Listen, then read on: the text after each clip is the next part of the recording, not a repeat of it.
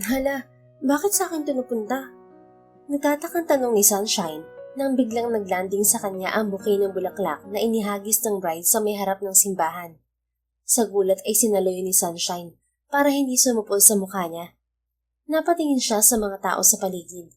Lahat ay nakapukol sa kanya ang tingin. Waring nagtataka ang mga ito kung anong ginagawa niya roon. Ngumiti siya sa lahat. Oops, sorry po, wrong send. Nag-peace sign pa siya sa lahat. Napadaan lamang naman siya roon sa simbahan. Patungo sana siya sa banyo at naglalakad lang naman siya sa likuran ng mga babaeng nananabik makasalo ng bulaklak ng bride. Akalain ba naman niya na sa kanya mapupunta ang bulaklak na pinagkakaguluhan? Nagtataka nga siya at hindi na yata nakahintay ang mga babaeng yon na sa reception ihagis ng bride ng bulaklak. Malamang ay sabik ng sumunod mag-asawa ang mga babaeng nasa umpukan. Maya-maya ay nagbulungan ng mga ito sa paligid. Tila sinasabi ng mga ito na bakit siya nga naman ang nakasalo ng bulaklak, napakadungis niya at hindi naman siya bisita ng mga kinasal. Nagtama ang mga mata nila ng bride. Nginitian naman siya nito, gayon din ng groom. Nahiya naman siya at napayuko na lamang. Hindi pa siya nililigo at nakakapagsuklay man lang. Samantalang ang mga nakapaligid sa kanya ay kay lilinis at kay babango. Mukha ring mga nagmula sa mayayamang angkan. Ikaw ang napili ng bulaklak. Isa lang daw ang ibig sabihin yan. Ikaw na ang susunod na ikakasal. Nag-angat ng tingin si Sunshine upang sinungin ang biglang nagsalita. Isang mataas na lalaki. Nakasuot ito ng nauusod na bandana para sa mga lalaki. Katulad ng malamig nitong boses, napakalamig din nitong tumingin. Dahil siguro sa malaking pilat na nasa gawing kanan ng pisngi nito. Malaki ang pilat. Halos sinakop ang kalahati ng mukha ng lalaki. Tila nasunog yun. Ang kabilang bahagi ng pisngi ay ayos naman, pero hindi may kakaila ng gwapo ito. Hindi ako naniniwala sa kasabihan na yon. Excuse me, alis na ako. Tugon ni Sunshine sa pasupladang tono. Nagkaroon na siya ng trust issue sa bagong kakilala at estranghero. Dahil yun kay Marisa, nakipagkilala ito sa kanya at nakipagkaibigan. Hanggang sa malaman niyang binalak lang pala siyang pagkaperahan. Nananahimik siya sa probinsya.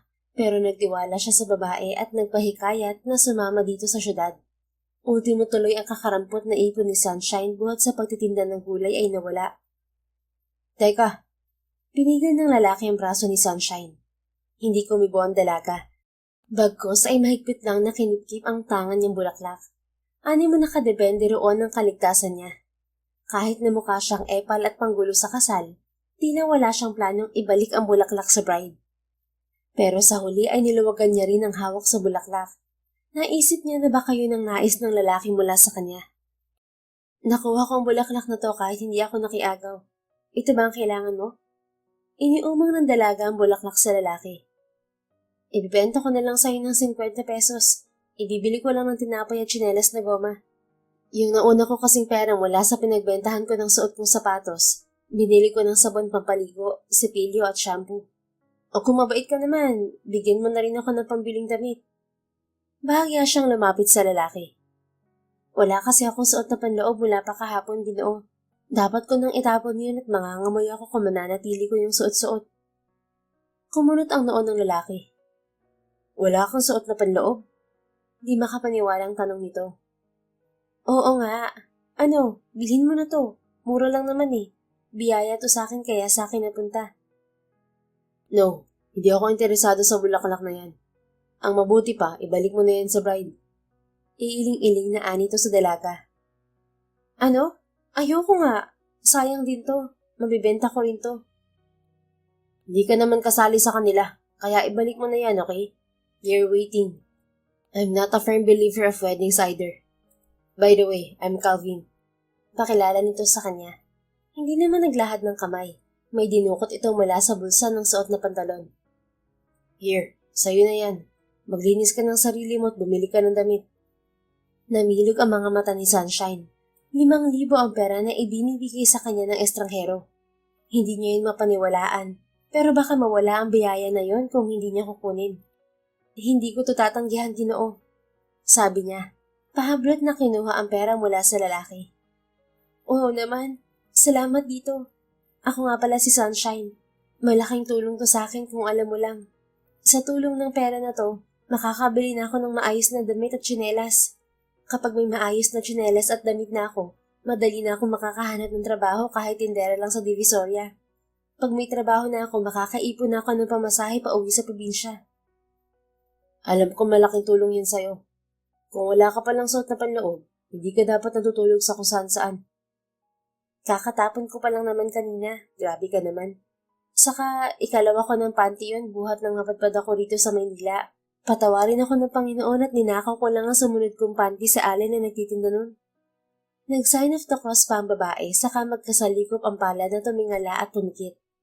Tinulungan ko naman yung alay bago ko kuhanin yun. Eksakto kasi na nagkakahulihan ng mga vendor sa Divisoria nung magtanong ako kung magkano ang panty na paninda niya. Magkano daw ba? Bakit di mo afford? Parang interesadong tanong ni Calvin. 35 daw ang isa. Hindi kasya ang pera ko. Binarat kasi sa sikat na okayan sa Ilaya yung sapatos na suot ko. Binigyan lang ako ng 50 pagkatapos kong pumili ng 2 pares ng t-shirt at short. Ang mahal pa naman ng sapatos ko na yun. Kaya hindi ka na nakabili ng tsinelas. Ani Calvin. Sinipat ang maruming mga paa ni Sunshine na walang sapin. Oo. Wala bang panty sa ukay? Kandailing ang dalaga. Meron, pero ayoko. Marumi yun, oh. Pahagik-dik na aniya. Sasagot pa sana si Calvin. Hindi na nga lang natuloy at may tumawag dito. Paalis na raw ang mga ito sa simbahan. Maagap na nagpasalamat ulit si Sunshine sa lalaki at ibinigay ang bouquet ng bulaklak kay Calvin para ibalik sa bride. Hindi yan libre, miss. Ha? Pagtataka ni Sunshine. Hindi libre ang 5K na yan. May kapalit yan. Ano naman? Hintayin mo na lang ang taong susundo sa'yo mamaya. Dito rin kita ipapasundo sa simbahan na to. Maglinis ka muna ng katawan, magbihis at magayos ka. Kailangan ko ng maid. Sabi mo, di ba, kailangan mo ng trabaho para makakuha ka ng pamasahe pa uwi sa probinsya nyo? Then serve me. Marangal na trabaho ang pagiging maid. Lumawak ang ngiti ni Sunshine. Di yata at sa kabila ng malahalimaw na kabilang bahagi ng mukha ni Calvin, ay napakabuti naman pala ng puso nito. Tutulungan siya ng lalaki. Handa rin daw itong pakitaan siya ng mga documents upang makilala niya ito at magtiwala siyang sumama rito. Kinagabihan, hindi na sa malamig na upuan ng bus terminal nakitulog si Sunshine. May bahay na siyang masisilungan at hindi nagiginawin sa tuwing umuulan. Gagaling na ang sipon niya na idinulot ng hamog. Ayos ka na ba sa kwartong to? Untag sa kanya ni Aling Maming. Nakilala niyang matandang babae bilang katulong sa bahay na yun ni Calvin. Okay naman po. Magalang niyang tugon. Kung hindi ba naman siya aayos sa kasalukuyang kinilalagyan. Bukod sa 5,000, trabaho at bahay na matutulugan, ay pinamili pa siya ni Calvin ng mga maisusuot. Napakarami pang ang panloob doon. Mabuti naman. Sagot sa kanya ni Aling Maming. Tatagan mo sana ang sarili mo habang narito ka, Ining. Hindi gustong takutin ka, pero anak, matagal na ako narito kay Calvin. Buong kwento ng buhay niya ay alam ko. Kilala ko na siya at isa ang pagkupkup niya sa'yo. Ang alam kong hindi niya gagawin kung wala siyang mabigat na dahilan. Ang sabi niya po, kailangan niya ng katulong kaya kinuha niya ako. Naku, Ineng, bilyonaryo ang batang yun dahil sa lolo at lola nila. At sa kasayaman ng lola niya si Doña Carlita, kayang-kaya niyang kumuha ng kasambahay sa isang legal na ahensya na tulad sa kinuhaan ng Doña. O di kaya ay maaari siyang kumuha ng kahit 3 maid sa hasyenda ng lola niya. Kaya nagtataka talaga ako kung bakit ikaw pa na napulot sa kalsada ang kinuha ni Calvin bilang katulong. Nakibit na mga balikat si Sunshine. Para sa akin, mabait po si Calvin. Baka po naawa siya sa akin dahil palaboy ako. Tinulungan niya nga po ako at binigyan pa ng pera eh. Kung hindi dahil sa kanya, mananatili pa rin ako nakakalat sa kalsada at baka mamalimos na ako sa kawalan na ng pag-asa. Dahil sa panloloko ng kaibigan kaya ako napunta dito sa Metro Manila. Kung hindi po dumating sa buhay ko si Calvin, baka kung saan na ako pulutin sa mga susunod na araw pa. Sinserong sabi ng dalaga. Malaki talaga ang pasasalamat niya sa lalaki na ngayon magiging boss na niya.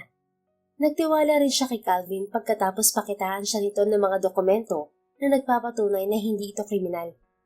Yun nga lang, may pinirmahan siyang kontrata dito. Daig pa niya ang nahire sa tunay na trabaho na ang endo ay pagkatapos pa ng 6 na buwan. Witness doon ang head ng Homeowners Association ng subdivision kung saan nakatira si Calvin Vizon. Kinagat na niya ang offer, kaysa naman mabaliw siya sa kinasadlakan na sitwasyon matapos niyang magpauto kay Marisa. Siguro naman bago matapos ang kontrata niya sa lalaki ay may ipon na siyang pamasahe pabalik sa probinsya. Siguro nga, mali ako na palagay at tama ka, Ining. Ay siya, maiwan na nga kita at na makapagpahinga ka. Teka po, saan niyo dadalhin ng electric fan na yan? Nagtatakang tanong ni Sunshine. Sa pagtayo kasi na Aling Maming, ay binitbit nito ang electric fan. Akala niya ililipat lamang nito yun ng saksakan. Pinapakuha ito ni Calvin. Pabuntong hiningang tugon ng matandang babae. Halatang labag man sa loob nito ang gagawin ay sinasabi naman sa kanya ng itsura nito na wala silang magagawa at napag-utusan lamang ito ng boss nila. Hala, ano raw pong gagamitin ko kung ganun?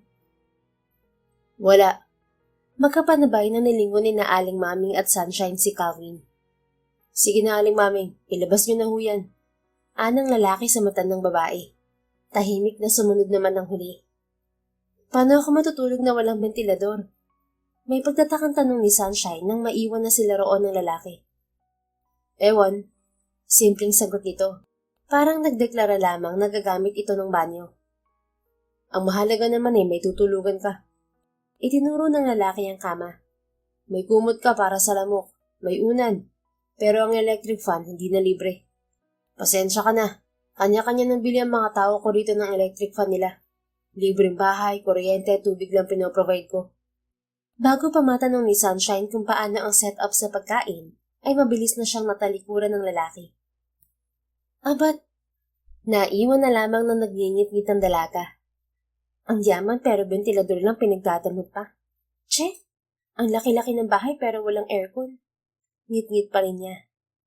Sa bagay, baka mga maid's quarter lang ang walang aircon, tapos tinanggalan pa ng electric fan. Parang gusto ko na tuloy maniwala sa mga sinabi ni Aling Maming. Tumayo siya sa kama at walang pagpipilian na binuksan na lamang ang bintana upang may pumasok kahit kaunting hangin sa loob ng kwartong yun. Wala siyang lakas para isipin kung bakit bigla ay tila nawala ng konsiderasyon si Calvin. Malayo ito sa Calvin na lumapit sa kanya sa simbahan at hinangaan niya ang kabaitan. Nakatulog si Sunshine na ang nasa isip ay makabili ng sarili niyang electric fan kahit yung nahuuso lang na clip fan. Nang mga sumunod na araw ay nasanay na si Sunshine na walang electric fan. Panay nga lamang ang paypay niya hanggang sa makatulog. Kaya naman, mas gusto niya na sa kusina na lang tumambay para malamig. May aircon kasi doon. Sa sala naman ay bawal sila. Masarap ba ang tulog mo rito? Bungad ni Calvin kay Sunshine. Nakita sila ng lalaki sa loob ng bahay nito sa 3 araw na pananatili niya roon. Tubangon dalaga.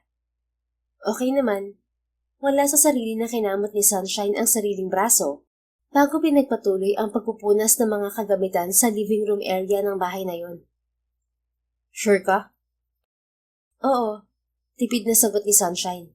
Gusto pa sanang mangulit ni Calvin, ngunit naalala niyang hindi siya nararapat na magkaroon ng kaunting simpatya kay Sunshine. Dinala niya ang babae sa bahay niya dahil sa partikular na rason.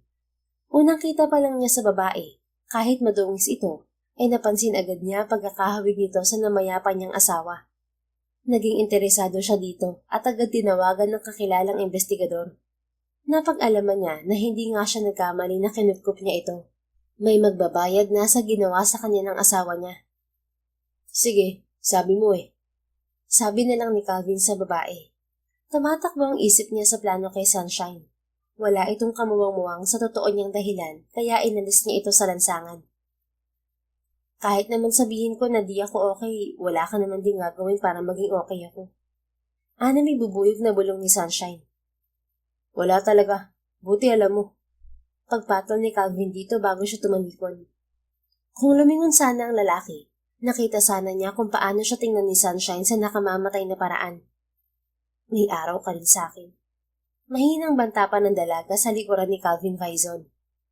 Dapat na nga yatang aralin ni Sunshine na sanayin ng kanyang sarili pagdating sa lalaking yun. Hindi niya dapat i-entertain ang pakiramdam na tila sinasadya siyang gawa ng kalokohan ni Calvin. Dahil bakit naman ito yun gagawin? Ito nga ang nagpatuloy sa kanya sa bahay nito. Hindi naman siguro yun gagawin ng lalaki kung masama ang ugali nito. Pilyo lang talaga siguro ito at may kalokohan na itinatago. Lahat naman ng tao ay mayroong kalokohan sa katawan. Pero hindi talaga niyo lubos maisip na bigla itong nagbago ng pakikitungo sa kanya. Mukhang para rin itong si Marisa, mapaglinlang. Kaya naisip ni Sunshine na maging alerto para sa sarili niyang kapakanan. Ayaw na niyang maulit ang sinapit niya kay Marisa. Ang unang sahod ni Sunshine kay Calvin ay ibinili niya kaagad ng flip fan. Kahit hindi siya lumaki na may pribilehiyo, aba naman, mahirap matulog na walang hangin. Kakapagod din magpaypay gabi-gabi. Ano yan? Ha? Nabigla si Sunshine. Naroon na pala sa tabi niya sa may sala si Calvin at hindi pa niya alam. Akala ko ba sabi ni Aling Maming maaga kang umaalis? Sa 4 na araw na itinagal ko rito, ngayon lang kita nakita ng umaga. Calvin crossed his arms. Hiningmasdan siyang maigi. Partikular ang hawak niya. Bukod sa hindi yan ang inaasahan kong sagot sa tanong ko, ipapaalala ko lang, boss mo pa rin ako, Sunshine. Kaya huwag mo kang questionin sa sarili kong bahay. Umirap ang dalaga. Oo na. Sungit nito. Parang nagtaka lang yung tao eh. So ano nga yung dala mo? Muling usisa ni Calvin. Flip fan to. Di ba sabi mo kanya-kanya kaming bili ng electric fan? Heto, in-order ko to sa online. Buti at pinabali mo ko. May pahangin na ako mamayang gabi. Tumikwas ang kilay ng lalaki. Paano mo nagawang umorder? Wala ka namang cellphone ah. Syunga ka pala eh. Sagot niya. Sanay na si Calvin na binabara niya. Hindi naman siya sinisita nito. May cellphone naman ng mga home bodyguards mo rito. E di nakisuyo ako para maka-order. Patingin nga. Napangiti si Sunshine. Sa tapang kasi ng gwapang mukha ni Calvin, ay tila na-amuse ito nang malaman na naka-order siya online. Hindi natin makikita to nang hindi na-video. Kumunot ang noon ni Calvin. Video? Oo. Labas mo cellphone mo. Videohan mo tong kamay ko habang binubuksan ko tong box. Ganun lang. Kailangan yun para pag may damage ang nabili, madaling maisauli. Really? Marahan na tumawa si Sunshine. Diyos ko, ako tong taga-probinsya sa ating dalawa pero parang ang syunga mo naman sa online shopping. Ano ba yung syunga na yan? Kanina mo pa binabanggit hindi ko naman maintindihan. Humagikik na naman ng babae. Wala, wag mo nang alamin kung ano yun. Isipin mo na lang, gwapo ang ibig sabihin nun. Basta videohan mo na lang to. Tahimik na sumunod sa kanya si Calvin. Hindi rin alam ng binata kung bakit tumataliwas ito minsan sa totoong plano at pakay kay Sunshine. Ganito ang ginagawa ng mga kapatid ko sa pagkain nila na gusto nila. Pinapadeliver gamit ang mobile phone. Napaawang ang labi ni Sunshine. Seryoso? Pati ang pag-order ng food online hindi mo alam? Nakibit balikat si Calvin. Bakit ba ako order ng pagkain? Nandiyan naman si Aling Maming para ipagluto ako. Hindi ko rin makita ang pakinabang sa akin ng online shopping. Isa pa, ang alam ko sa ganyan, nangangailangan sila ng mga account sa social media or email. Hindi ko pwedeng ibigay sa kahit na sino ang business email ko. Wala rin akong social media accounts. May admins lang ako na nagmamanage sa pag-update ng promotion ng negosyo ko online. I also have secretary and assistant para gumawa ng iba ko pang trabaho. Kahit 4 na araw na roon sa bahay ni Calvin si Sunshine, ay hindi niya pa rin alam kung anong klase ang negosyo ng lalaki. Sa 4 na araw na nilagi niya sa bahay nito, busy masyado ang lalaki at hindi nga sila halos makita. Abala rin naman siya sa mga pinagagawa sa kanyang gawain ni Aling Maming.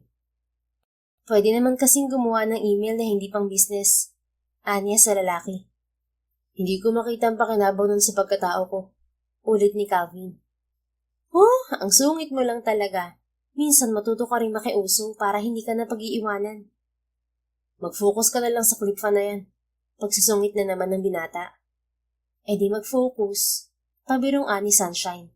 Nagwaka-face pa siya bilang pang-aasar sa lalaking masungit. Kulay blue ang LC ng clip fan. Dahil clip fan, wala yung cover. Tinesting yun ni Sunshine. Si Calvin ay nanatili naman na tahimik lang at nakamasid sa ginagawa niya. Ibinulsa na ng lalaki ang mobile phone nito pagkatapos siyang kuhanan ng video. Burahin mo na nga pala sa phone mo yung recorded na video mo, Sir Calvin. Anang dalaga. Why? Dahil wala namang sira tong nabili kong clip fan. Yan ang ganda pa nga ng hangin. Nakangiting wika ni Sunshine. Pumikit pa at dinama ang hangin na dulot ng tinetesting niyang clip fan. Okay, simpleng tugon ni Calvin. Dumilat si Sunshine. Nakita niyang muling ang dinukot ni Calvin ang cellphone nito. Nagtap doon, saka pinakita sa kanya na binurangan nito ang kinuhaanan na unboxing moment niya kanina. Thank you, Sir Calvin. Sinserong pasasalamat naman niya sa masungit niyang boss. Sa kabila ng kasungitan ng lalaki, ay akalain ba naman niyang mauutusan niya ito? Welcome, sagot nito. Pagkatapos ay lumapit ang lalaki sa clip fan. Umusod sa gilid si Sunshine. Inakala niya kasi na makikihangin lang ito kaya naisipan na lumapit. Pero gayon na lang ang gulat ng dalaga nang hugutin ng boss niya mula sa socket ang clip fan at biglang ihagis nito yun sa sahig. Nahulog, I'm sorry. Nakaawang ang labi na dinampot ng dalaga ang kawawang clip fan. Hinulog mo. Iba ang nahulog sa hinulog. Hindi na napigilan na asik ni Sunshine. Nang mag-angat siya ng tingin, ay kibit lamang ng mga balikat ang tinugon ng lalaki sa kanya. Whatever. Ani pa nito. Saka nakapamulsang naglakad palayo. Hindi maunawaan ni Sunshine si Calvin. Pagkatapos niyang pagtiisan na matulog ng walang hangin at pagdikit-dikitin ang sinira nitong bagong bilin niyang clip fan, heto at sabi ni Aling Maming, wag daw niyang galawin ang kare-kare na niluto nito. Paborito ka pa naman po yan. Hindi naawat na sabi ni Sunshine. Natatakam talaga siya sa ulam na yon. Nasabik pa nga siya sa amoy pa lang ng peanut at bagoong. Tapos ay napakapangit na balita ang ibubungad sa kanya ng matandang katiwala. Pasensya ka na, Ining. Napag-utusan lang ako. Pasimpleng tinuro ni Aling Maming ang CCTV camera na nakakalat sa bahay na yon. Sa ganoong paraan ay sinasabi sa kanya ng matanda na dapat silang sumunod sa utos dahil may mga monitor na nakabantay. Ang daya niya. Nung nakaraan hindi niya rin ako binigyan ng kaldereta. Naaawang tingin lamang ang sinagot sa kanya ng matandang katiwala. Magkakape na lang po ako. Tumayo siya para magtimpla ng kape. Ngunit natigilan siya dahil may nakasulat lang naman sa coffee maker na for Calvin only. Pasensya ka na, Ining, anak. Sinabi ko naman sa'yo, ang pagkuha sa'yo ng batang yun ay nakapagtataka na. Singit ni Aling Maming sa kanyang pagkatigalgal. Hindi malaman ni Sunshine ang isasagot. Marahil kasi hindi pa masyadong nalulusaw sa utak niya ang ginagawang yun ni Calvin. Hanggang sa maalala niyang sa binanggit ng lalaki na provided nito sa bahay, ay wala naman talaga ang pagkain. Narinig kong nagbilin din siya sa mga bodyguard na huwag kang pahiramin ng cellphone. Ano po? Pati ba naman yun? Gulantang nabulalas ng dalaga. Kung pati ba naman yun ay ipinagbawal, aba, kay nahinala na nga yata. Anong dahilan ni Calvin Vaison kung bakit siya ginaganoon nito? Kinuha ba siya ng lalaki mula sa kasada upang sadyang gawa ng hindi makatarungan ng mga bagay? Ang unfair talaga. Habang siya nag-uulam ng dilatang sabinas, ang ibang tauhan ng lalaki ay nilantakan na sa maganang paraan ang niluto ni Aling Maming na paborito niyang kare-kare. Habang nagtatagal si Sunshine sa bahay ng boss niyang may kaunting sira sa tuktok, ay nababawasan na ang habag niya sa sarili. Pinangatawanan ng lalaki ang hindi patas na trato sa kanya. Halos tinataguan pa siya para hindi niya ito makompronta. Maging sa pasahod kasi ay di ito patas, at hindi yun maaari. Alam naman ng lalaki ang kwento niya. Alam nitong kailangan niya ng pera para makauwi siya sa probinsya. Kaya ano man ang mangyari, kailangan niyang harapin si Calvin at komprontahin ito sa mga ginagawa sa kanya. O di kaya ay magantihan man lang niya ito para malaman ng lalaki na hindi tama ang ginagawa nito. Paborito to ni Calvin, pinaluto niya sadya. Saad ni Aling Maming habang hinahalo ang niluluto nitong beef nilaga. Ang batang yun, di ko maunawaan kung bakit napapadalas ang pagpapahirap niya kay Sunshine. Sabi ni Mang Tomas sa misis na si Aling Maming. Hardinero ang matandang lalaki sa bahay na yon. Alam mo naman si Calvin, magmula nang mawala si Selena ay nagkaganyan na siya. Baka nagagandahan kay Sunshine kaya pinagtitripan. Saka malamang nakikita niya si Selena kay Sunshine. Napansin ko na may hawig sila. Baka biglang naaalala ni Calvin ang nangyari noon sa tuwing makikita ang kawawang dalaga na yon. Pero sa kabila ng pagiging ganyan naman ng batang yon, natutuwa ako at nakakakain na siya ng magana sa mga niluluto ko. Pabuntong hiningang sagot ni Aling Maming sa asawa. Kung sa bagay, napakalaki na rin ang pinayat niya. Kahit si Doña Carlita nababahala na. Sang-ayon ni Mang Tomas. Dalangin ko lang, Tomas. Sana naman ay maisipan na niyang ipaayos ng kanyang muka. Lahat ng usapan na yun ng mag-asawang Tomas at Maming ay malinaw na narinig ni Sunshine. Naintriga naman siya at isa rin kasi sa tanong niya buhat nang mapunta siya roon ay kung bakit hindi pinapaayos ni Calvin ang muka kahit may pera naman ito. Saka sino si Selena? Nawala ba ang babae as in o namatay? Kamukha ko ang asawa niya at ako pinagbubuntunan ng lalaking yun? Ano kang meron sa kanila ng asawa niya? Anong ginagawa mo dyan? Nasa pa ni Sunshine ang sariling dibdib dahil sa labis na gulat. Ano ka ba naman, Baron? Ginulat mo naman ako. Si Baron ang isa sa mga bodyguard ni Calvin. Sa lalaking ito siya nakahiram ng cellphone noon para maka-order ng clip fan. Ikaw nga nagugulat dyan eh. Papunta ako sa kusina na makita kitang nakadukwang. Sabi ni Baron sa kanya. Baka kasi makaistorbo ako sa mag-asawa. Naglo-loving-loving kasi kanina. Pagpapalusot na lamang ni Sunshine. Tinutukoy ay ang mag-asawang katiwala. Nako, mukhang inggit ka lang. Ayan, hindi ka naman maputi pero namumula ang magkabila mong pisngi. Tukso ng lalaki. Natawa na lamang na hinimas ni Sunshine ang sariling pisngi. Ikaw talaga, lagi mo akong binibiro. Pero uy, salamat sa binili mo sa akin na gamot wala yun, Shine. Ikaw pa ba? Tumaas baba ang kilay ni Baron nang sabihin yun sa pabirong tono. Humagikik si Sunshine. Nakakatawa naman kasi na napaniwala niya ang lalaki na matigas ang dumi niya, kaya kailangan niyang gamot na kanya pinabili rito. Isa pa, nakakalibang din nakausap ito. Dumating si Calvin habang nasa kalagitnaan ng tawa at biroan sina Sunshine at Baron. Kailan pa naging Shine ang pangalan mo? Sabay na nilingon ng dalawa ang boss nila. Boss, bati ni Baron dito. Nakangiti nitong sinaluduhan si Calvin. Pinaikli ko lang po ang pangalan ni Sunshine. Hindi naman siya nagreklamo eh.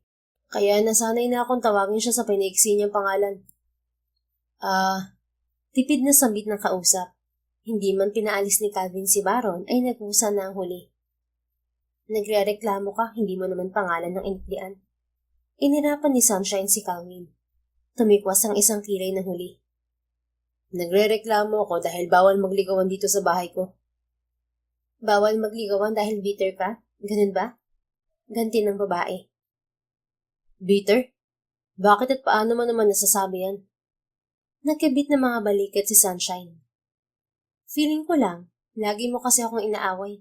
Galit ka yata sa maganda. Maganda ka? Sinong may sabi? Nanay mo? Mapang-uyam na ani Calvin sa kanya. Sunshine gritted her teeth. Buti na lang nakatalikod siya sa lalaki. Kung hindi ay baka nasipan na niya ito sa pundilyo sa labis niyang inis dito. Hindi na siya kumibo. Tumalikod na siya at hinanda niya ang juice para dito. Oh, juice.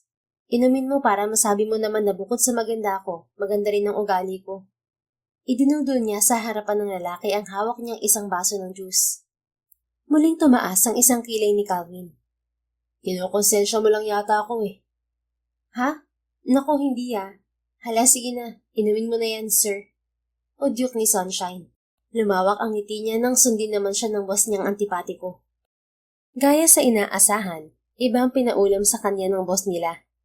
Pero sa pagkakataon na yon ay lihim na siyang pinagtabi ng ulam ng mag-asawang Tomas at Maming. Gabi na nang kinain ni Sunshine ang masarap na beef nilaga. Siya na lamang ang gising nang inilabas niya yon para malantakan. Grabe ang kalamutan ng lalaking yun. Ang sarap pala nito. Mahinang puri ng dalaga sa kinakain. Himas pa ng dalaga ang sariling tiyan sa labis na kabusugan nang matapos siyang kumain. Sa ganoong ayos si Sunshine nang bigla siyang makarinig ng kalabog. Nagmumula iyon sa silid ni Calvin. Hindi alam ni Calvin kung anong nangyayari sa kanya. Dahil sa labis na pagbalik-balik sa banyo, ay medyo nanghina na siya at lumagabog ang lahat ng gamit na nakapatong sa bedside table. Aksidente niya kasi iyong nahawi. Hindi na siya magtataka kung may magising dahil sa ingay na ginawa ng mga nahulog na gamit sa sahig ng silid. Magandang klase ng kahoy pa naman ang tinatapakan niya at hindi simento. Sir Calvin, anong nangyari? Ano yung narinig kong ingay? Katok sa kanya ni Sunshine. Napapikit ang binata. Humihilab na naman kasi ang tiyan niya. Ikaw yata ang dapat kong tanungin yan, Sunshine. Aniya sa pagitan ng pagkiskisa ng mga ngipin. Ha? Anang babae. Nanatili itong nasa kabilang parte ng pintuan ng kwarto. Nagmamaang-maangan ka pa. Ikaw lang ang may motibo na gawin sa akin to. Asik niya rito. Nang marinig ang boses ng dalaga ay naalala niyang pinainom nga pala siya nito ng juice kanina. Napano ka ba kasi? Pangungulit ni Sunshine. Shit! Napapikit na lang sa labis na frustration si Calvin. Hindi niya matuloy ang sasabihin. Kahit kasi sa pandinig niya ay nakakahiya yung marinig. Isa pa'y dapat na siyang tumakbo ulit sa banyo. Hindi naman pala nakalak to. Nagulat si Sunshine. Pagdiin kasi niya sa pinto ng kwarto ni Calvin, ay bahagya siyang dumausdos. Bumukas na rin lang ang pintuan, inibitahan na niya ang sarili sa loob ng silid. Nakokonsensya rin naman siya sa kalokohan na ginawa niya. Kaunti lang naman ang nilagay niyang gamot sa juice, pero late na niyang naisip na paano kung masailan ang sikmura ng lalaki. Sir Calvin, marahan na tawag niya. Nakita niyang nagkalat na gamit ng nasa sahig. Mukhang doon nagmula ang ingay na narinig niya kanina. Yumuko si Sunshine. Sinimulan niyang pulutin iyon. Sir Calvin, may ointment ka naman dito kung nag-LBM ka. Baka makatulong to. Saka mansanas, ikukuha kita. O kaya saging. Tama, mabisa yun para sa LBM. Alam mo, LBM ang nararanasan ko dahil kagagawan mo to, Sunshine. Hindi ba? Nakayuko si Sunshine at nagpupulot, kaya paitaas ang tingin na ginawa niya kay Calvin. Ano ba ang? Pagpapatuloy ni Calvin sa naudlot na tanong ni Sunshine. Nagulat kasi ang dalaga sa nakita. Lumabas si Calvin ng banyo na walang tapis o suot na kahit ano. Tinatanong mo kung anong tawag dito? Punishment. Binibigla dapat ang mga taong katulad mo. Nang hawakan ni Calvin ang nakabuyangyang nitong kaibigan, ay saka lamang tila natauhan si Sunshine. Tumili ang dalaga saka nagtakip ng mga mata at tumalikod. Buwisit ka. Salbahe ka talagang lalaki ka. Hiyaw ng babae. Marahan na natawa ang lalaki. Kasalanan mo yan. Ikaw itong pumasok sa kwarto ko. Ikaw rin ang dahilan kaya ako nag-LBM. Tila sigurado pa nitong ani. Umiling-iling si Sunshine. Hindi ako no. Bintangero ka lang. Todo dinay niya saka dahan-dahang naglakad patagilid. Pasasaan ba't makakarating din siya sa pinto sa ganoong paraan ng paglalakad? Kailangan niyang makaalis sa silid ni Calvin. Bastos si Calvin at hindi na niya ito nais na harapin. Talaga ba? Oo. Nakangiwi man ay nagawa pa rin itugon yun ni Sunshine. Kung hindi pala ikaw, ano yung nakita ko sa CCTV na inabot sa'yo ni Baron? Namilog ang mga mata ng dalaga. Hindi niya akalain na ganoon kabilis na makikita yun ni Calvin. Alam niyang makikita nito yun sa kopya ng CCTV. Ngunit umasa siya kung sakali ay pagkalipas pa ng ilang araw. Since nabanggit sa kanya ni Aling Maming na weekly kung mag-review ng CCTV ang lalaki. Yun din ang dahilan kaya malakas ang loob ng matandang babae na bigyan siya ng ulam. Sakali man daw na makita ni Calvin, late na at nagawa na siyang pakainin. Inabot? Baka yung pinabili ko sa kanya na chili powder. Oo, tama. Chili powder yun. Yung nakaboteng maliit. Ilalagay ko kasi sa sardinas para may lasa naman. Ayaw mo kasi akong pakainin ng masarap sa mansyon mo eh. You're not good at lying, lady. Mariing sabi ni Calvin sa natamemeng babae. Natameme at nabubulol ang sinasabi ni Sunshine. Biglaan kasi siyang hinawakan ng boss niya sa magkabila niyang balikat at saka siya persahang kinabig paharap. Nasalubong niya ang madilim na titig ng lalaki.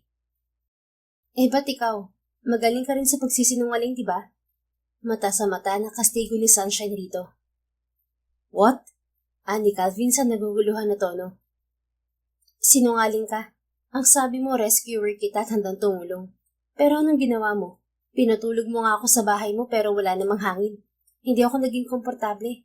Sinira mo pa yung binili kong clip fan. Hindi mo rin ako pinapakain ng masarap. Anong klasik ng lalaki? Sayang. Nagagapuhan pa naman ako sa'yo kahit may peklat ka sa muka. Tumawa ang lalaki. Sa mga oras na yon ay malakas ito na humalakhak. Dahan-dahan na binanggit iyon ni Sunshine sa kanyang isipan para mas malusaw niya na tunay nga ang nakita ng kanyang mga mata.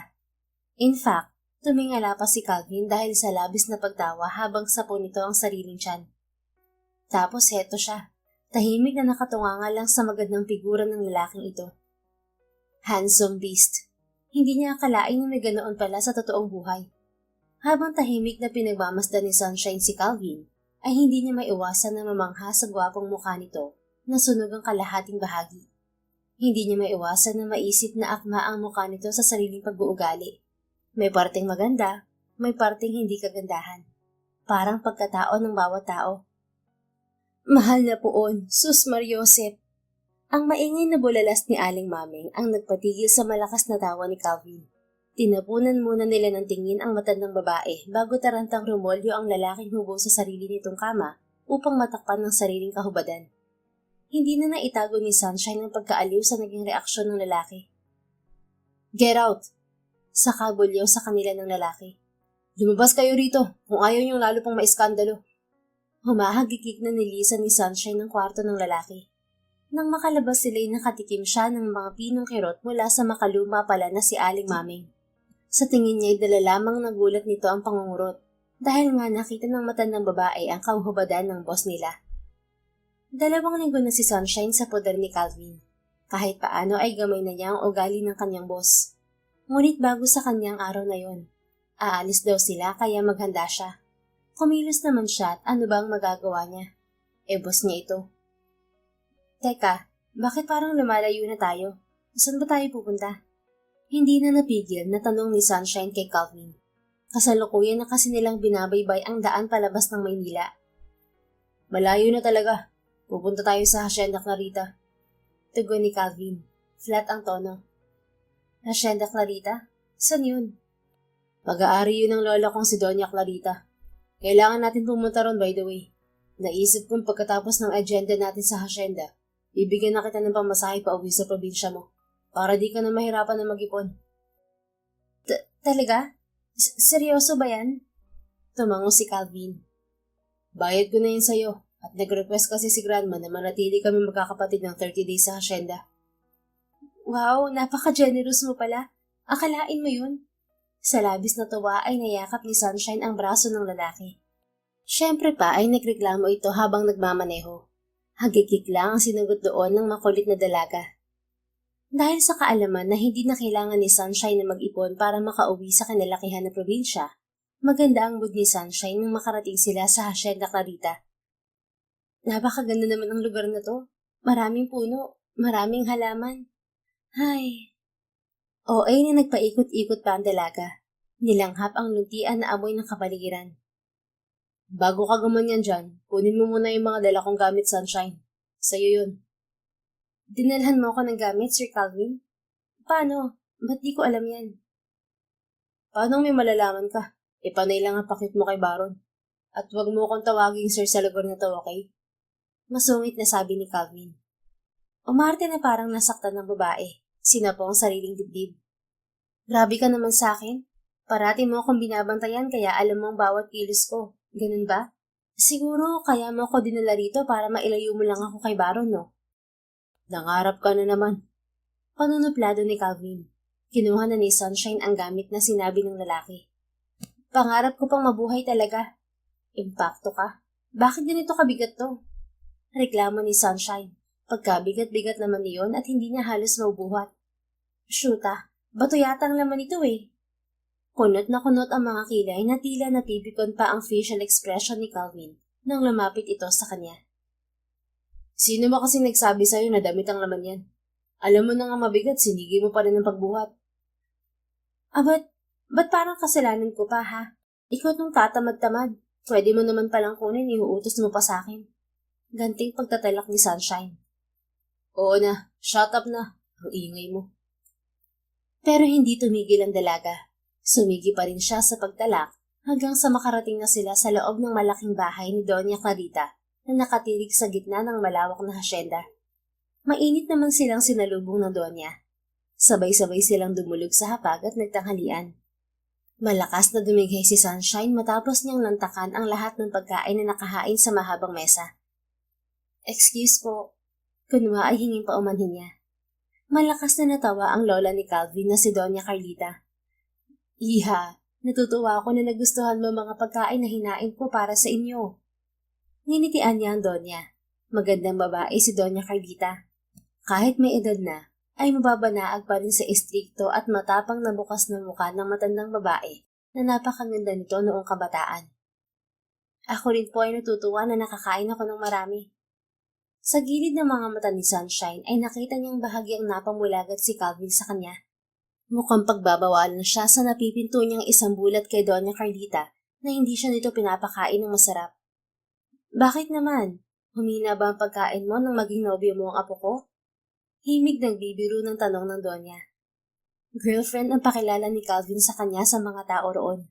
Yun na nga ang magiging papel ni Sunshine. Kaya pala may sahod na naghihintay sa kanya pagkatapos ng agenda raw ng lalaki sa lugar. Ha? Ito pong apo nyo? Nako, hindi pa nagsisimula na magkwento ng kung ano-ano si Sunshine. Naramdaman na niyang kinabig ni Calvin ang hita niya gamit ang sariling hita nito. Pagkak na natawa tuloy siya. Diet po yata tong si Cal. Kita niyo po matigas ang muscle. Pinisil-pisil ng dalaga ang bicep at namumukol na braso ng lalaki. Naanimo dinedemo niya yon sa harap ni Doña Carlita. Akala niya jeta rin po ako, kaya napakatipid niya sa pagkain sa tuwing nagdi-date mo kami. Humalakak na naman ng Donya. Tila tuwang-tuwa ito kay Sunshine. O sadyang natatawa lang ito sa itsura ng apo sa mga sandaling yon. Tuwang-tuwa ako sa iyo, Iha. Napaka-natural mo. Anyway, pagpasensyahan mo na sana ang apo ko. Kung minsan talaga ay wala siya sa sarili. Nakakalimutan ka lamang siguro na pakainin. Anang Donya. Ang mahalaga naman, hindi na yata siya ng bababae ngayon. Natigilan ng dalaga. Oo nga, mula nang makilala niya at napadpad siya sa buhay ni Calvin, nawalan na siya ng balita kung nanatili itong babaero. Alam naman niyang kailangan yun ng lalaking katulad nito. Kaya nakapagtataka na bigla ay wala na siyang nabalitaan na kahit ano patungkol sa nakasanayan ni Calvin Vaison pagdating sa babae. Hindi na po. Pakikisabay na lamang ni Sunshine. Hindi siya na-orient ng kanyang boss tungkol sa pagpapanggap nilang may relasyon sila. Kaya kinakapan na lang niya ang kasalukuyang nagaganap. Inangat niya sa ere ang hawak na kutsilyo at tinidor na may nakatusok na chicken hotdog. Ganito po kasi ang mangyayari sa kanya kapag nagkataon. Nilapag ng dalaga ang chicken hotdog sa plato, saka gigil niyang hiniwa-hiwa yon. Napuno ng maingay na halakak ni Doña Carlita ang buong dining area. Habang si Calvin naman ay marahas na lamang na napalunok. Sigurado si Sunshine na ang nasa isip nito ay kawawa naman ng hotdog. Niluray na niya at hindi na tinigilan sa paghiwa. Pagkatapos kumain ay tumambay na muna si Sunshine sa may sala. Si Calvin ay hindi niya alam kung saan nagpunta. Ang sabi nito ay iidlip lamang daw ito. Habang naroon sila ay sasamantalahin na niya ang sarap ng buhay. Tapos may aircon pa. Ang gagwapo ho ng mga apo nyo, Doña C. Nahook na ako. Masarap silang pagmasdan. Lalo itong mga pictures nila nung toddler pa lang sila. Ani Sunshine sa Donya. Iniisa-isa ng dalaga ang mga litratong nakadisplay sa antigong aparador na nasa living room nang datnan siya roon ng matanda. Tama ka. Madalas silang mapagkamala na triplets dahil may lahing kambalang kanilang ina. Sa totoo lang, ang triplets na kapatid ng tatlo kong apo ay hindi nabuhay. Sayang nga eh. Sana ay 6 sila. Napakagugulo sigurong hindi hamak. Napangiti lang si Sunshine. Kumusta naman ho ang magkaroon ng 3 macho gwapito na apo? Masaya, ngunit masakit sa ulo. Sa 3 yan, si Calvin ang masasabi kong mahirap pakisamahan. Pinagsalikop ng Donya ang 2 palad. Nilagay yon sa sariling kandungan at saka tumitig sa kanya. Mahirap siyang pakisamahan. At base rin naman yan sa mga babaeng pinaglaruan lang niya at ginawang pastime. Kaya nagtataka talaga ako kung ano nagustuhan mo sa kanya. Kalahati ng kanyang mukha ay sunog pa. Hindi ko ho gustong itanong o alamin kung napano ang sunog sa mukha ni Calvin. Nakilala ko ho si Aling Maming. Ang sabi niya, maraming pera ang apo niyo. Sa 3 araw na magkakapatid, mas mataas ang net worth ni Cal. The fact na marami siyang pera pero hindi naman niya pinaayos ang kanyang mukha. Sigurado ako may mabigat siyang rason. At sa tingin ko, yun ang mas nagbigay sa akin ng malaking interes para kilalanin ng apo niyo. Hindi rin naman po sinasabi sa akin ng apo niyo ang rason ng peklat niya. Tumango-tango ang Donya. Hindi ko alam kung paano mo nasasabi yan. Gayong alam kong hindi kanya tunay na nobya, Iha. Hindi na ikinagulat ni Sunshine yun. Ewan ba niya? Unang kita pa lamang niya kay Doña Carlita ay tila sinasabi na ng inner self niyang hindi basta-basta maloloko ng sinuman ang matandang babaeng ito. Alam niyo po, tumango ang matanda. Pero bakit tinanggap niyo pa rin po ako? Nagtiwala pa rin po kayo sa akin. Magagalit ka siguro kung sasabihin ko sa iyo na nakikita kong kaya mong mahalin si Calvin. Yun ang aking dahilan sa pagbibigay ng pagtitiwala ko sa iyo. Ang ngiti mo sa tuwing nariyan ng aking apo, higit kundi siya nakatingin ay kakaiba. Humagikik si Sunshine. Grabe naman, ganun po ba ako kahalata? Nagagwapuhan lang naman po ako kay Calvin. Nabibigla ho ako sa tuwing nagkakaroon ng warmth na ekspresyon ng side ng mukha niya na walang pilat. Tapos po yung kabilang side, parang naiinis at naaaburido dun sa maayos na pisngi niya. Pero nalulusaw rin naman ang kasungitan. Binabago ng magandang mukha niya ang sirang bahagi. Namamangha po ako sa tuwing nakikita ko yun. Tila nangangarap ng wika niya sa abuela ng lalaking pinatutungkulan. Amused talaga siya sa gwapong mukha ni Calvin. Ganoon talaga ang parati niyang napapansin sa lalaki sa tuwing ito'y nakikipag-interact sa mga tao sa paligid. Interesante ang pagkatao nito, pero sa lahat naman ng taong nakuha ang interes niya, ang lalaki ang hindi na naisin ni Sunshine na hahanapan ng buong detalye dahil kontento na siya sa kung ano ito nang dumating siya sa buhay nito. Kontento na siya sa kaalaman na ang pangit na ugali ni Calvin na nakilala niya ay maramot at topakin lamang. Nariyan lang pala kayo. Untag sa kanila ng taong kanilang pinag-uusapan. Nginitian ni Sunshine si Calvin. Hi, kumusta ang tulog mo? Ano na naman ang nakain mo? Ang taas ng energy mo kahit papalubog na ang haring araw. Nagsusupladong tugon ni Calvin sa kanya. Pagtawa lamang ang tinugon ni Sunshine. Talagang makikita sa klase ng pagtawa niya na sanay na siya sa mga sumpong ni Calvin. Hanggang sa magpunta silang tatlo sa komedor, ay nag-iilingan sila ng supladong lalaki. Bagay na normal na lamang sa dalaga. Ng mga sumunod na araw ay naging mas komportable na si Sunshine sa mansyon ng lola ni Calvin. Maging si Calvin ay hindi na masungit sa kanya. Isang gabi ay naisipan niya mag-swimming dahil medyo mainit ang panahon. Isa pa ay hilig niya ang lumangoy kahit sa ilog lamang noong nasa probinsya siya. Hala, Calvin! Gulat na bulalas niya. Bago pa tuluyang bumagsak sa sahig ang tinawag na lalaki, ay nasa ito ni Sunshine. 2:00 na ng madaling araw kaya tahimik na sa bahay. Kakatapos lang ni Sunshine na maligo sa pool. Eksaktong pagpasok niya sa sliding door sa gilid ng bahay ay bungad ng kusina kung saan nadatnan niyang kamuntikan ng bumuwal si Calvin. Mabigat si Calvin, pero malapit na ito sa sofa ng matumba. Kaya naging madali na para sa kanyang akayin ang lalaki at magpahinga sa mahabang leather sofa. Nako, buti na lang pala't nag-swimming ako ngayong gabi. Kung hindi, baka bukas ka na namin dinatnan dito sa sahig. Pagkausap ng dalaga sa walang malay na lalaki. Kumuha siya ng palanggana at tubig. Ipupunas niya yun sa lalaki at nahipo niyang mainit ito. Nilalagnat ka na, bumaba ka pa. Matigas talaga ang ulo mo. Matigas din ang ulo mo. Alam mong pinapahirapan na kita. Pinili mo pa rin na magstay kasama ako. Malawak na napangiti at napailing na lang si Sunshine sa itinugon sa kanya ng tulog na lalaki. Di yata at hindi pa ito himbing. Alam pa ng diwa nito ang nagaganap sa mga sandaling yon. Kaunting lagnat lang natumba na. Sabi pa ng dalaga. Siguro nilagnat si Calvin dahil maulan noong tumulong ito sa pangunguha ng mangga kahapon. Natigil lang si Sunshine sa pagsasalita nang pinupunasan na niya ang sirang bahagi ng mukha ni Calvin. Gwapo kahit tulog. Gwapo kahit may ganito sa mukha. Pero salbahe naman, kaya hindi. Hindi kita pwedeng maging crush, Calv. Nahinto siya sa sinasabi dahil biglang dinaknat ni Calvin ang ulo niya at pinaglapat ang kanilang mga labi. Hindi nga ba niya pwedeng maging crush ng lalaking to?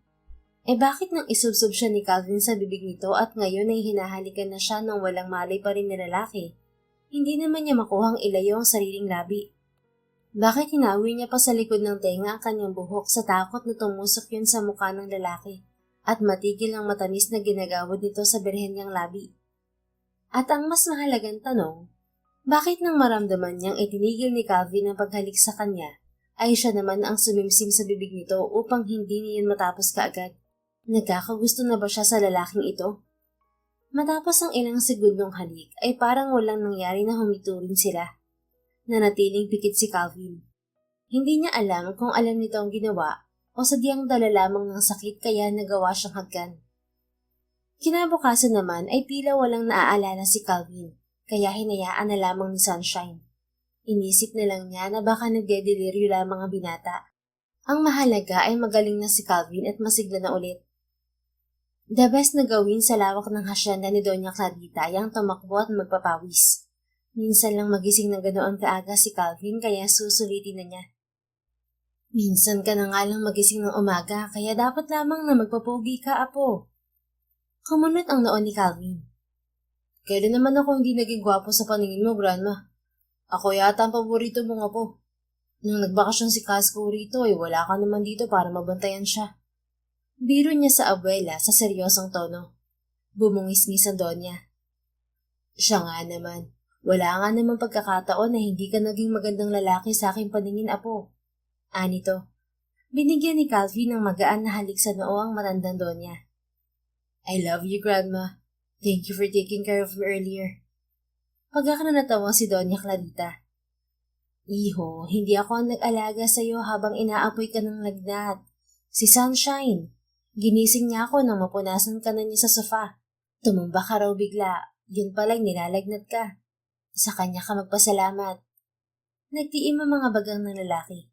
Hindi niya inakala na totoong nangyari ang pag-asikasa sa kanya ni Sunshine. Akala niya ay isa lamang iyon sa serye ng panaginip kung saan bida sila ng babae. Iniwan na niya ang abuela at nagsimula na siyang mag-jogging. Tumatakbo na si Calvin ay naglalaro pa rin sa isipan niya ang inakala niyang panaginip sa pagitan nila ni Sunshine. Pawisan siya ngunit hindi niya yun alintana. Mas binilisan pa niya ang pagtakbo. Nagbabaka sakali na sa pamamagitan niyon ay makalimutan niya ang tumatakbong imahe ng babae sa kanyang isip. Makalipas ang ilang minuto ng pagtakbo ay huminto si Calvin sandali. Sa poong mga tuhod na nanginginig sa pagod. Nasa ganoon siyang estado nang siya may maulinigan ng mga tinig. Curious naman siyang nakinig lamang sa usapan. Okay lang na tumakbo tayo araw-araw. Seryoso ka dyan, Sunshine? Sabi ng isang boses lalaki. Oo nga, pahagik-gik na tugon ng dalaga sa kausap. Si Sunshine nga, kausap nito ang isa sa mga lalaking trabahador sa hasyenda. Malawak pa ang ngiti ng babae sa kausap nito. Sa nagkikiskisan ng mga ngipin, ay pasagod niyang nilapitan ng babae at may kahigpitan na hinila niya sa pusuhan. Kanina ka pa hinahanap ni Grandma, narito ka lang pala. Ani Calvin sa mariin na tinig. Calvin! Napasinghap sa gulat si Sunshine. Nagpaalam naman ako sa mga guard ng hasyenda. Sabi ko mag-jogging ako. Siya nga pala si Samuel. Nakilala ko siya What do you think of me? Thinking of you? Aha? Nagtatakang anong babae. Ano bang sinasabi mo, Calvin? Okay ka lang ba? Si Grandma ang naghahanap sa'yo, hindi ako. Kilala ko si Samuel. Dito na ako lumaki kaya kilala ko mga tao rito. Parang inis na sabi ni Calvin. Tara na, hinahanap ka na ni Grandma. Kahit medyo nagtataka ay nagpaakay naman si Sunshine kay Calvin.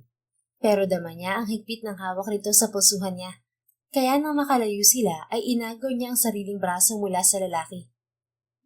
Teka nga, maglalakad ako. Hindi mo na ako kailangan na hilahin. Hindi mo lang ako nakapagpaalam kay Samuel. O sige, mauna ka lumakad. Mariin na utos ni Calvin nang mabitiwan siya. Problema mo ba ha? Parang inis na inis ka dyan. Nakairap na ani Sunshine. Naiinis talaga ako. Kaya pwede ka nang umalis. Bumalik ka na sa probinsya nyo. Ibibigay ko ng pamasahe na pinangako ko sa'yo. Nabigla ang babae. Calvin, hindi ko sinasabing ayoko nang bumalik sa Isla Punta. Pero kailangan na. Doon sa Manila, si Baron ang kinakalantari mo. Dito naman si Samuel ang nilalad.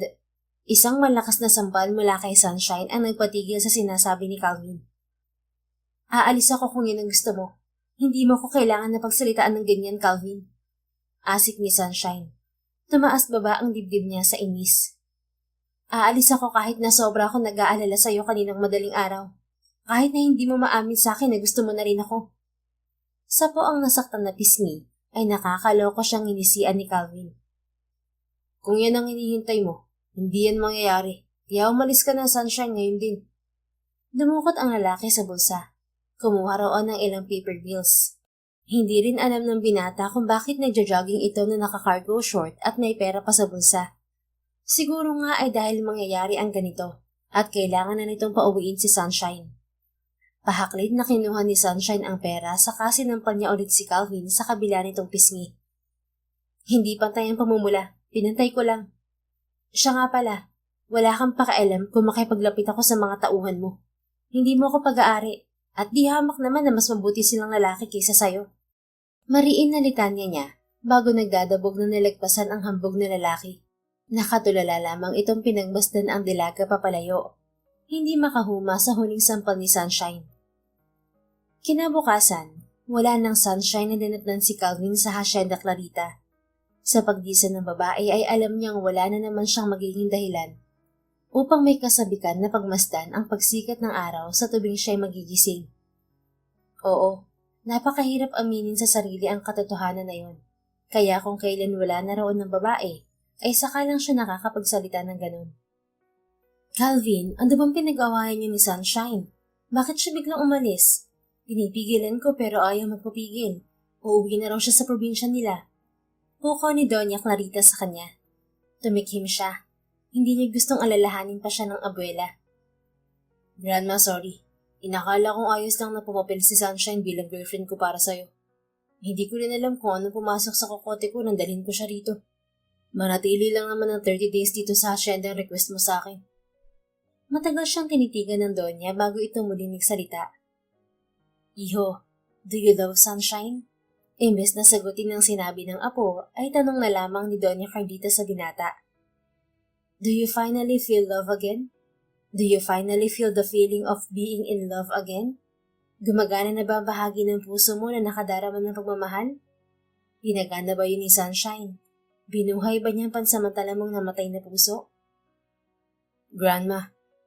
Nilapitan ni Doña Carlita ang apo saka tinapik ito sa balikat. Hindi kita pipilitin na sagutin ng mga yan. Mas gusto kong tulungan ka na mahanap mo mga sagot sa itinanong ko, Calvin. I know, napansin mo agad na kamukha siya ni Selena. Napansin ko rin yun nung nasa kasal tayo ng kapatid mo. Nilapitan mo siya, kaya alam ko na agad na nasa utak mo, apo. O ito, pakinggan mo para mahimasmasan ka. Naguguluhan na tinanggap ni Calvin ang inabot na iPad tablet ng kanyang abuelo. Ginagamit yun ni Don Carlo bilang libangan nito. Nang i-play niya ang recorded phone call na nakabungad sa screen ng iPad tablet, gulantang ang sumunod na naging reaksyon niya. Sinasabi ng kung sinong babae sa kabilang linya na hawak nito si Sunshine. Kung hindi raw sila makakapagbigay ng 2 milyon, itutuloy na raw ang pagbebenta kay Sunshine. Dapat daw ay noon pa yun nangyari. Dinampot lang daw ni Calvin ang babae sa simbahan, kaya hindi natuloy. Yan ang kaibigan ni Sunshine na nanloko sa kanya. Dinala siya sa syudad upang ibenta sana sa foreigner. Natakasan ni Shine. Napunta siya sa'yo. Yan din kaibigan niyang rason kaya naging palaboy siya noon sa Maynila. Hanggang sa siya ang nakasalo ng bukay ng bulaklak na inhagis ng sister-in-law mo. Nakakaawa na nga siya. Hindi mo pa tinrato ng maayos tapos mong kupkupin. Hindi ko alam kung anong rason mo pinahirapan mo siya. Akala mo ba'y hindi makakarating sa akin? Ani Doña Carlita. Nahiya si Calvin sa mga ginawa niya at biglang napayuko. Alam naman niyang walang makakalusot sa lola nila. Kahit na narito lamang ito sa mansyon palagi. Lahat ng ginagawa nilang kalokohang magkakapatid sa Maynila ay reported sa matanda. I'm sorry, Grandma. Be a man, apo. Hindi kita pinalaki para maging disrespectful sa isang babae. Alam kong nakikita mo sa kanya ang dati mong asawa. Pero iba si Sunshine, apo. Huwag mo siyang idamay sa nakaraan dahil wala siyang alam. She's innocent trying to survive pero sinamantala mong kawalan niya ng pera at masisilungan. Inasahan ka niya na ikaw ang hero niya. Pero imbis na binigyan mo na lang sana siya ng pamasahe pa uwi, inalila mo lang. Saka na tayo mag-usap, Grandma. Kailangan kong puntahan si Sunshine. Promise, itatama ko ang mali ko. Ngumiti at tumango ang matanda. Hindi na siya naghintay ng tugon mula sa lola niya at nagbadali na siya sa pagdisan sa Hacienda Carlita. Naiwan na napapailing na lang si Doña Carlita habang tanaw nito ang nagkukumahog na apo. Dire-diretso nang kasi si Calvin lumabas ng bahay. Naani mo, Wala nang nakikita sa mga oras na yon. Sa loob-loob ng matandang Donya ay babalik na sa dati si Calvin. Nababanaag na nito na umiibig na ang tinaguriang billionaire handsome beast na apo nito. Mukhang sa maiksing panahon ay napalambot ni Sunshine ang matigas nitong puso. Ang pag-ibig ay sadyang nakakataranta, nakakalito at nakakagulo na buong sistema. At ang lahat ng yon ay siyang nararanasan ulit ni Calvin ngayon. Hindi naman maiwasan ni Calvin na mapailing. Napakaluma na kasi ng gimmick na naisip ng kung sinong sindikato na nasa likod ni Marisa. Yun daw ang pangalan ng babaeng dumukot kay Sunshine. Abandon site pa talagang tagpuan. What the hell? Bulong ni Calvin sa sarili habang nagmamaneho. Weird, pero wala siyang nadarama na takot. Pero tinawagan na niya mga kapatid para may backup siya. Sigurado naman na tatawag sina Casco at Caspi ng pulis. Pero sa lahat naman ng palabas, nahuhuli ang pulis. Kaya tamang behavior lang siguro na kumalma siya at huwag matakot o kabahan. I'm here. Anunsyo niya nang makapasok na siya sa loob ng abandoned site. Upon checking kanina, na-research ni Calvin na ang lugar na yon ay nahinto sa construction dahil itinakbo raw ang funds. Maraming speculations na lumabas sa internet. Pero ang sureball sa mga nabasa niya, kilalang mahusay na negosyanteng nalugi ang lot owner niyon. I said I'm fucking here. Pag-ulit niya sa pasigaw na paraan. Kaagad na naging alerto ang lalaki nang makarinig siya ng kaluskos. Kikiligin na ba ako? Pagkatapos mo akong palayasin, heto ka. Sumuong ka rito na walang kasama. At mukhang ngayon mo planong seryosohin ng pagiging rescuer mo sa akin. Sabi ng boses na biglang umalingaw-ngaw sa buong building. Ganoon na lang ang biglang pagdunggol ng kung anong nagrigo dun sa dibdib ni Calvin. Mula sa kung saan ay lumabas si Sunshine. Putok ang nguso, namamaga ang pisngi. Nasa likod nito ang isang babae na halos di nalalayo sa edad nila. Nasisiguro niyang ito si Marisa. Sunshine, anong ginawa niya sa'yo? Nag-aalala ang tanong ni Calvin. Sandaling oras lamang ang halos 5 oras na umalis si Sunshine sa Hacienda Clarita. Ngunit tad na agad ito ng galos sa muka. Hirap na din lumakad. Anong pagpapahirap ang ginawa ni Marisa dito? Hindi niya mapapatawad ang babaeng to. Pinaalis mo si Sunshine sa hacienda ng lola mo kung kailan alam ko nang naroon siya. Naghihintay lang ako ng tamang pagkakataon para muli siyang makuha mula sa'yo. At nang mapakinabangan ko naman siya. Alam mo bang pinuntahan ko pa doon sa Isla Punta? Ginastusan ko, inuto, tapos sa'yo rin napunta. Sabat ni Marisa. Kumunot ang noo ni Calvin. Humpak ang mukha ni Marisa kaya pilit niyang inaalala kung saan nga ba niya ito nakita. Magkatulad kayo. Puno ng galit ang mga puso niyo dahil hindi kayo marunong magpatawad. Sabi ni Sunshine. Di na nabasa ang iniisip ni Calvin. Si Marisa nga pala to, Calvin. Siya ang asawa ng kalaguyo ng asawa mo. Ani pa ng babae sa sarkastikong paraan. What? Sambit ni Calvin. Gusto ko nga rin palang sabihin na ang huhusay niyo, Calvin, Marisa. Patay ng pinaghihigantehan niyo. Pero ako tong ginugulo niyo. Gusto niyo yata na matulad ako sa kamiserablehan ng buhay niyo. Ano bang kasalanan ko sa inyo, ha? Ano bang kinalaman ko sa pagkakawitan ng mga asawa niyo at ako pinagbubuntunan niyo? Galit at pasigaw na sumat ni Sunshine sa dalawa. Naikuyom ni Calvin ang sariling mga palad. Damang-dama niya ang hinanakit at pagpiyok sa boses ni Sunshine. Naging miserable ang buhay naming mag-ina ng araw na mawala ang asawa ko. Gigil na sabad naman ni Marisa. Oh, ano naman pakialam ko riyan? Supla ni Sunshine dito. Manahimik ka. Ang lalaking yan ang kausap ko. Tumahimik naman si Sunshine sa kabinalingan ni Marisa si Calvin. Ikaw ang sumunog sa motel, hindi ba Calvin? Hindi ako nagreklamo sa mga polis noon dahil gulong-gulo ako. Dineklara nila na aksidente ang nangyari. Noong bago pa lamang na magkalaguyo ang misis mo at mister ko, sira ng pamilya namin. Ang saya-saya pa namin noon. Malaki daw ang bayad ni Selena. Sigurado raw na makakabili na kami ng bahay na sarili namin. Aalis na kami sa pakikipisan sa walang yanyang pamilya. Pero sinira lang lahat ng yun ng babaeng to.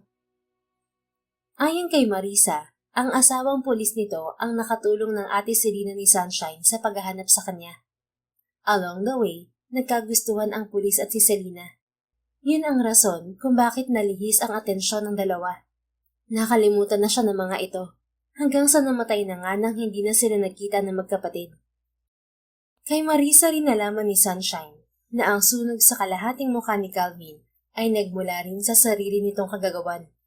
Pinasunog ni Calvin ang room ng Motel Inn kung saan nakastay ang magkalaguyong Selena at ang asawa ni Marisa na si Jet. I'm sorry. Pinagsisihan ko rin ang nangyari. Dala ng galit kaya gumawa ako ng mali.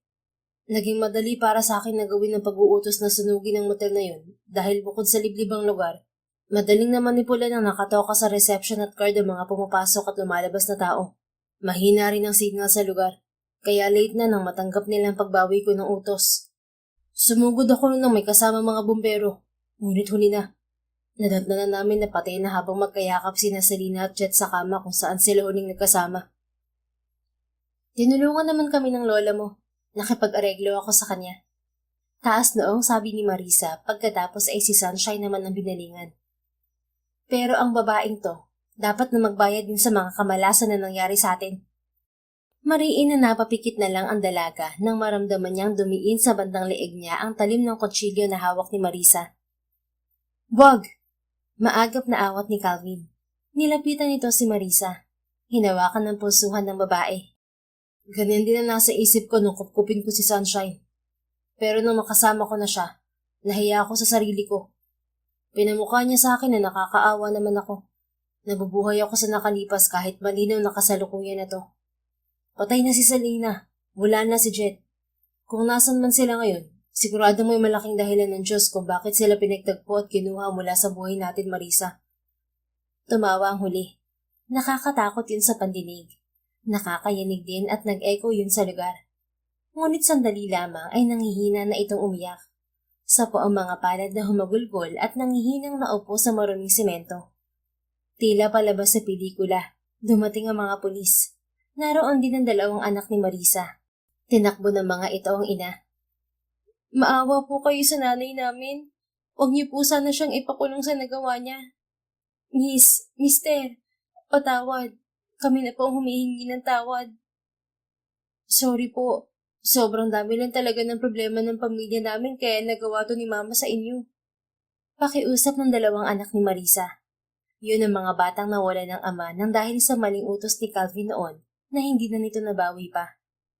Humugot ng malalim na hininga si Sunshine. Malinaw niyang nakikita na malapit nang mahulog ang luha sa mga mata ni Calvin. Mahigpit nitong kuyom ang mga kamao habang nakatingin sa mag-iina. Sa hitsura lang ay malinaw na sinusunod ito ng konsensya. Calvin, tignan mo ko. Pukaw ni Sunshine sa lalaki. Kinuha niya ang magkabila nitong pisngi. Titigan mo ang mukha ko. Pagmasdan mo ang sarili mo sa mga mata ko. Mariing utos niya kay Calvin. Sandaling natigilan ng lalaki. Sa unang pagkakataon, pagkatapos na mawala ng babaeng kanyang pinakasalan, malaya niyang pinagmasdan ulit ang mukhang yun.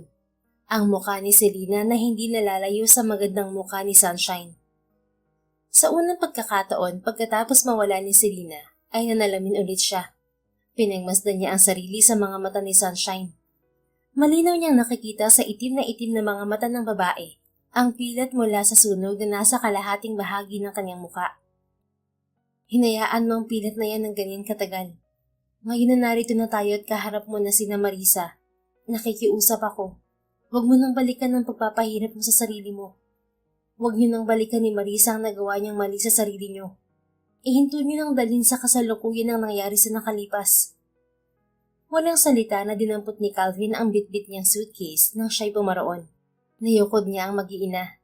Inabot niya ang hawak na pera kay Marisa. Bukod sa pera na to, handa akong sagutin ang pag-aaral ng mga anak mo, Marisa. Mapatawad niyo sana ako sa nagawa ko. Amuhay kayo ng payapa at huwag nang papasok sa gulo. Gamitin mo sa pagbabagong buhay ang perang yan, Marisa. Maraming salamat. Patawarin niyo sana ako, Calvin. Sunshine. Hilam sa luha na sabi naman ng babae. Walang pag-aalinlangan itong tinanggap ang suitcase. Nang tanggapin ni Marisa ang pera at humingi ito ng tawad sa mga anak at sa kanila, alam ni Sunshine na worth it ang natanggap niyang pisikal na pananakit mula rito. Siya ang naging instrumento ng Diyos upang matutong magpatawad at mapatawad din ni Marisa at Calvin ang mga sarili. kaya wala siya sa posisyon na magreklamo. Hindi siya makarelate kasi hindi naman siya mapagtanim ng galit. Tama ang inay nina ni Sunshine. Pinanganak siya upang magbigay ng liwanag sa puso at utak ng lahat. Napulot daw kasi siya nito sa panahon na kumakapa ito sa dilim. Nakakalungkot na siya rin ang naging daan upang magkasala sina Jet at Selena. Pero sabi nga, lahat ng pangyayari ay may dahilan. Let's go. Kailangan malapatan ng gamot ang mga sugat mo. Pagkasambit niyon ay bigla siyang kinarga ni Calvin. Masyado nang mahina si Sunshine para tumanggi pa, kaya malaya na niyang inihilig ang ulo sa malapad na dibdib ng lalaki. Nangihina man ay napangiti na lang siya nang marinig niya ang tibok ng puso nito dahil sa kanyang ginawa. Makalipas ang 1 taon, biniyayaan si Sunshine at Calvin ng kambal. Isang lalaki at babae ang ibinigay sa kanila ng Diyos. Hindi tuloy maiwasan na maisip ni Calvin kung deserve ba ng tulad niya ang ganoon ka-almost perfect na buhay pagkatapos ng mga hindi magandang nagawa niya sa nakalipas. Almost perfect lang at malabong maging perpekto ang lahat dahil kung minsan ay meron siyang toyo, gayon din ang asawa niya. Pero ganoon naman ang mag-asawa, wala naman talagang perpekto ang pagsasama. At tanggap nila yun ni Sunshine, tanggap nila ang kanilang mga flaws. Kaya naman ngayon ay masaya sila na nagpapalitan ng pangako sa mismong araw ng kanilang kasal. Mrs., sa'yo na ang singsing na to. Tanda ito na ako ay pirmado mo na. Wala akong hinanda na wedding vow. Pasensya ka na. Wala akong alam sa pagkompose ng mabulaklak na salita. Pero kaya ko naman sabihin sa'yo at sa maraming tao na narito na mahal, na mahal, na mahal, na mahal kita. Kahit mahal na mahal mo lang ako. Marahan na natawa si Sunshine. Gayon din ang mga taong saksi sa kanilang pag-iisang dibdib. Ang singsing na to ay simbolo ng tapat na pagmamahal ko sa iyo, Calvin Vaison. Umaasa ako na hindi ka naman bababae. Kung nagkataon na mangyari yon, alam mo na, katulong ko ang kambal natin na puputol sa talong, pepino, saging, at kung ano-ano pang pwedeng itawag din sa alaga mo. Malakas na tawanan ang tumapos sa palitan ng vows ng mga kinakasal. Nakitawa rin ang bagong kasal nang makita nilang nagtatawanan din ng mga anak nila. Ang kambal na sila Uno at Lawa ay kapwa 3 taong gulang na ngayon. Ganoon kabilis na lumipas ang taon. Sadyang hindi kaagad nagpakasal sina Sunshine at Calvin kahit may anak na sila. Nagkasundo sila na hintayin muna na totally healed na si Calvin para matanggap na nito na deserve rin nito ang mahalin, magmahal at sumaya. Sa proseso ng pagpapagaling ni Calvin ay nariyan lang si Sunshine. Nakaagapay at hindi siya pinabayaan. Ang babaeng minamahal ang siyang dahilan kung bakit ninais na niyang mabuhay sa totoong kahulugan ng salitang yon, pagkatapos niyang masaktan ng todo. Ito at ang kambal nila ang nagbigay sa kanya ng tiket para sa panibagong paglalakbay at pagharap sa hamon ng buhay. I love you, Sunshine.